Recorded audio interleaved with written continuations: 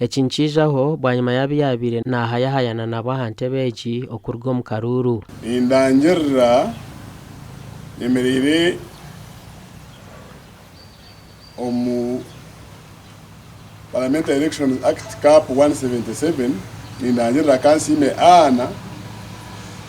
o nefraga ya National Resistance Movement ningashenaremu nko arabamu atetinduro homuntu wena ana kansime yasima bona bamukwatize no kumuhagira kwihaye Simba kandi yaragana so kubakorera nk'abanyarwampara Ninyenda mbortindo rwa government programs hamwe n'umuntu wabutosha ikinde kitusheme kandi tubona nk'abanyarwampara kriye ryirwaro nziza kurubona kriye ryishomero nziza kurubona kuzeze sente z'abacyara nari zeminyeto nziza kuzibona twagambaho nabamwe habahagize nkito nkabagize ba ana kansime twashemerego rizoba kushanga ngo bamukwase baraye yo kutworeka nkito nkabahagize be ngo niwe MP atesimbigwe ho muntu kandi cyasimbye kusemeza ubwa busakaro kitwa kagaragoye akavugira mu mbiyana bakatozo kwa president wito umurundi president wito Museveni akatuyambe kintu cyango ya mukwase bendera abantu bona barukureba abacyara ba Rwampara twina amasiko mingi go kugira ngo ana kansime obutwikiriza tukarabamo naija kutukora ebitutwire ntwenda ebyete ngo byitkurwa mu government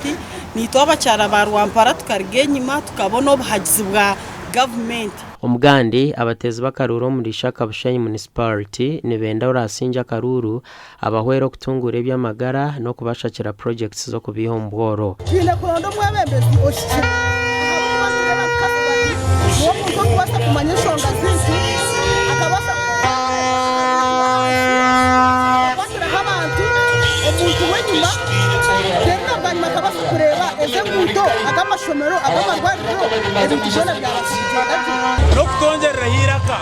nitwe bushenyi saka municipality road fund yikwizingwa bafuna enguto nungi abantu bakinga misiri yabo bakabona ko baheye byo kuriya byabo mbyaro bakayiko mu mutari icyakabiri no kongera health center equipment enguto nzetaga ko yasaba kuba tudo municipality kiragirwa basebana abanyabo abana bahereza kusoma bakazoma bakabura mirimo ebyo byona byo mu manifesto yanje basebana abanyabo banywana baje bavuga ba boda boda sakozanyi twino kuzongera mu sente ngiye funa bikayongera itwe nkabarisa bente twakubire twine kizubu cyango ekizube kitwine nembibazi tukabire ntusaba nka government etutereho buryo kureba ngo yatufunira emibazi mirongi Akaruru kabanyishengero nikija kutera urwakano rukwija 2015 byo kubanza 2026 gasha kwa Anita Tukunda na Ben Moz